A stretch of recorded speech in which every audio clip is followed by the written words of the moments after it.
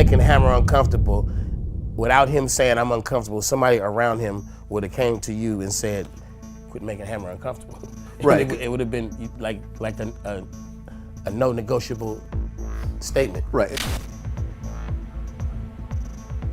I was young, manipulated, and I was a puppet. Ad these days. All it takes to get a Nike or a Coca-Cola ad is to be on every front page of every magazine and every television and have a #1 hit and be on MTV and the #1 video, and then, hey, everybody's looking at this. Let's just hang a logo over his head like he's a NASCAR driver and stick our sticker up there with him. Now it's, you know, that back then it was Coca-Cola and all them. Now it's Coca-Cola and all them, and I got Home Depots and Lowe's and The big question people have been wondering about for decades is, did Vanilla Ice get washed up and run from the industry with his tail between his legs? Or did he leave because he clocked the truth about the industry way before other people and decided he didn't want any of that? Well, MC Hammer recently spilled all the tea, and the answer will shock you. Hammer and Ice have one thing in common. They are severely underrated in the media because they don't fit the mold of what people expect celebrities to be like. But as it turns out, another thing they have in common is that they kept their man cards and said no to all the shady, creepy business the industry is known for. Most importantly, they never ever attended any of the Diddy parties. That was all the people that went to the Puffy parties. That was all the people that did all those things thinking that there was never going to be a consequence for what they were doing. Got punked out and pimped out by some greater desire. You shouldn't have a greater desire than being a man. So, how did Vanilla Ice escape getting pulled into the industry's dark underbelly? And why were other rappers so jealous of him? Let's get into it. Guys, Hammer came through with all the juicy behind-the-scenes details. So let's get into it. I don't want to lamb-blast nobody's name or anything, but they told me, Hammer, you know what the problem is? You're a little too clean. Here's what we're going to do. Why don't you start to do a few things and maybe dirty up your image a little bit. Maybe we can sell a little more records. I've had all that. Vanilla Ice was probably the biggest rapper of his generation back in the early 90s. But just when his career was reaching its peak, he fell off the wagon and got tossed to the Hollywood basement of forgotten legends. There have been different theories regarding why he fell off so badly. He became a broke addict. He couldn't handle being the only white kid in a genre full of black people. Or he was just a one-hit wonder who had no place in the rap business. However, this couldn't be further from the truth. MC Hammer just came through with receipts showing that Ice's disappearance wasn't because he became outdated or lost his head. It was actually a well-calculated move to preserve his dignity and peace of mind, because the industry higher-ups kept trying to pull him into the sick, humiliating rituals that seem to be a rite of passage for every artist. Some reports recently surfaced about how, at the height of his career, Ice was approached by the so-called gatekeepers in the industry who invited him to secret industry parties. You know, the same kind of Diddy parties we've heard so much about in recent times. Ice was under so much pressure to give in to the dark side and give up his man card, but he flat out refused. For those wondering what this supposed man card is, actor Terrence Howard spilled the tea about it in a recent interview. According to Terrence, the industry runs on these sick man card rituals involving young men being pursued and taken advantage of by big names in the industry. You lose your man card. That's the only thing I can think of. You lose your damn man card. What is that? What do you mean by that?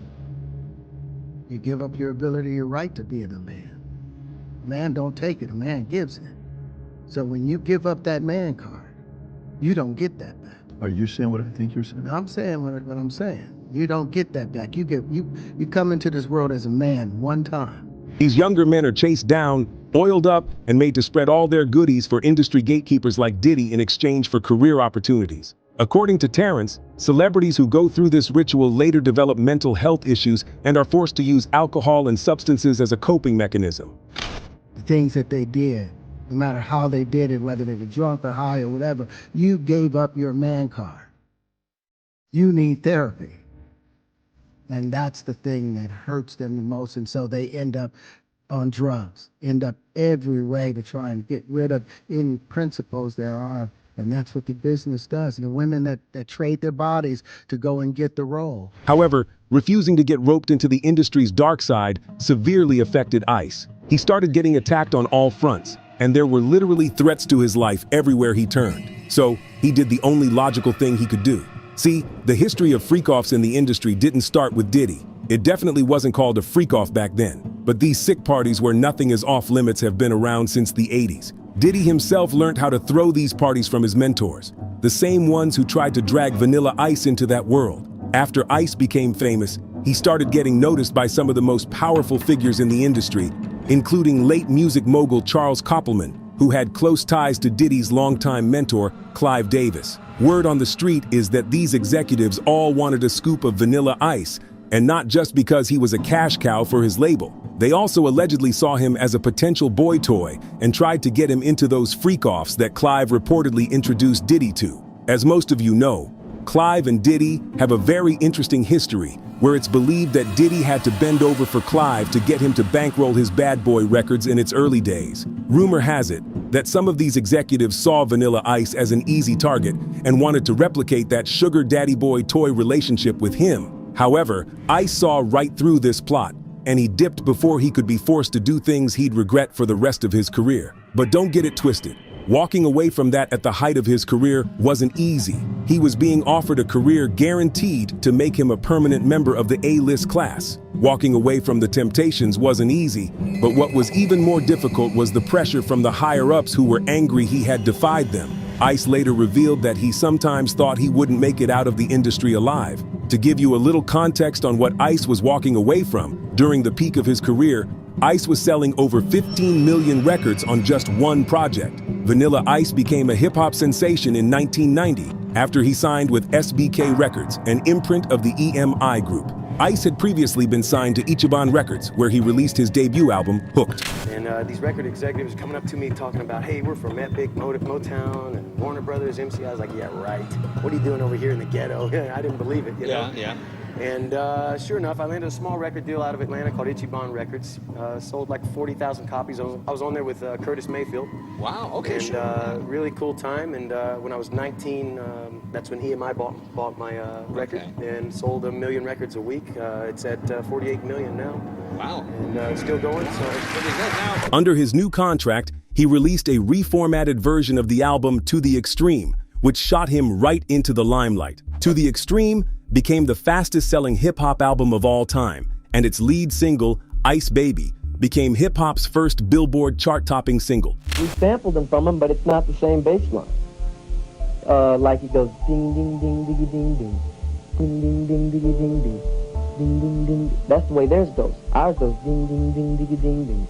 Ding, ding, ding, ding, ding, ding. From there, Ice started getting insane recognition. He released his second album, Extremely Live, in 1991, followed by multiple acting gigs and cameos in hit movies. He even landed his own movie, Cool as Ice, starring Naomi Campbell. However, his quick rise to fame was plagued by multiple controversies. For instance, he was accused of lying about his background. Vanilla Ice, the artist, was marketed as a cool, slick-mouthed kid from Miami when he was actually from Texas. Ice later explained that he wasn't aware of this change in his biography, but the damage was done. But I really didn't know what to, what to expect. You lie about your background. I mean, that's all old news. I didn't lie about. But I haven't interviewed you, so it's new news for my audience, so let's get into it. Ice also faced criticism from people who felt he didn't have a place in the world of hip-hop or rap for that matter. Ice was truly a sensation when he was at the top of his career. Ice Baby wasn't just a rap song, it became an anthem for an entire generation of rap fans. However, a lot of people felt like Ice wasn't fit for a mainstream audience, and some even compared him to other mainstream artists like MC Hammer. But what a lot of people don't know is that Vanilla Ice and MC Hammer were not ops. If anything, they had a solid friendship based on mutual respect and trust. Now, what person in the world would you like to have a private conversation with? Who would I like to talk to the most right now? Vanilla Ice.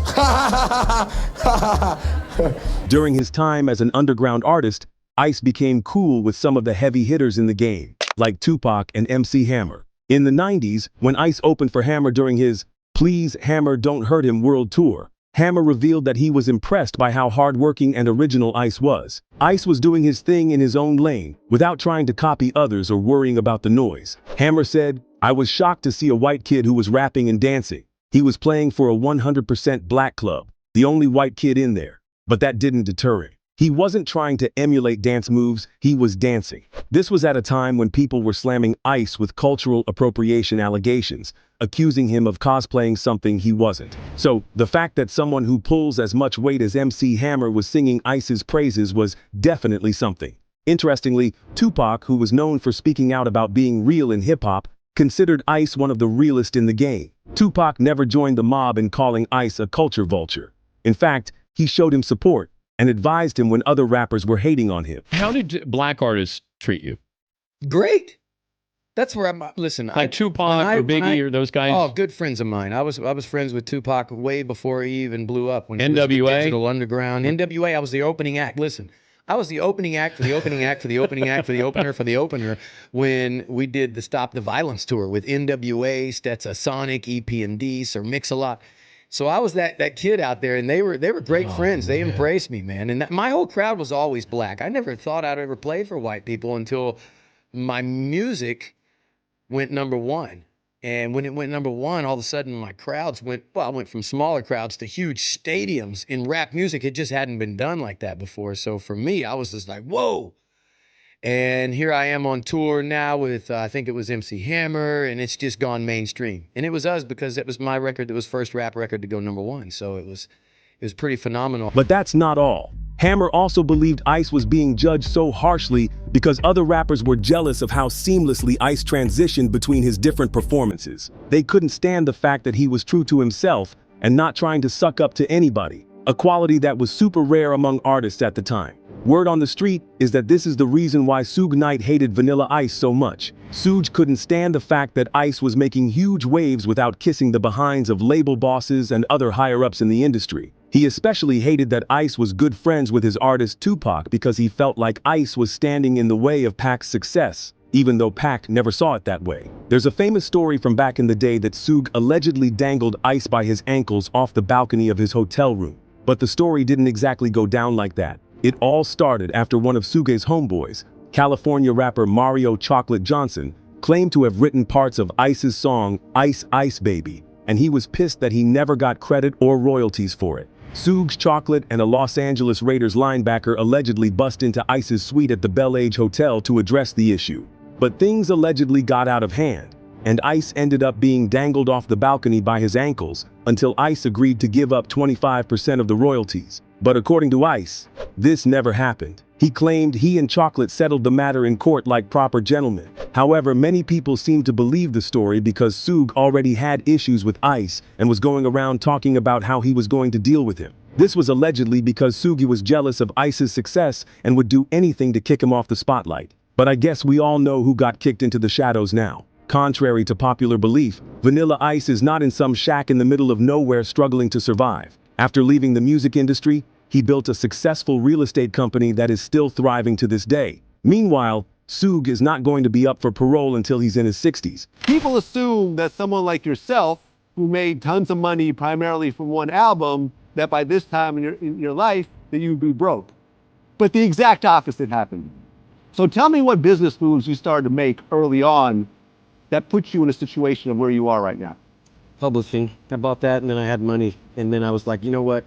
But I had money to buy it, which was a good thing. Because I've always made great investments, which is why I was telling you I've never been bitter about any Suge Knight thing. I've never been bitter. Look at me. What am I bitter about? Money? Really?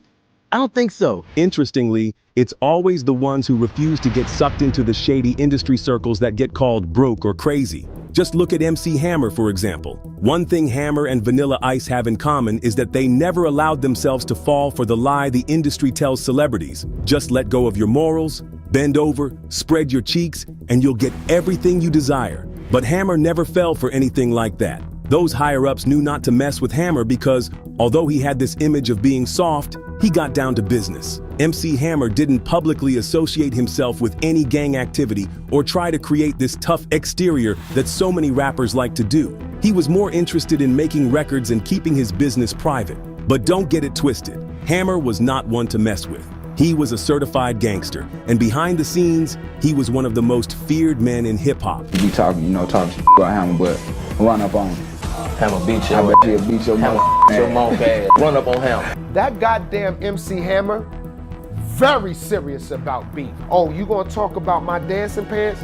I see you. And he will whoop out. While other rappers were trying to navigate their way around dangerous industry figures like Diddy and Suge Knight, nobody dared cross Hammer, not even the heavyweights. Not just that, but they also knew not to invite him to those shady industry freak-off parties because they knew he didn't get down like that.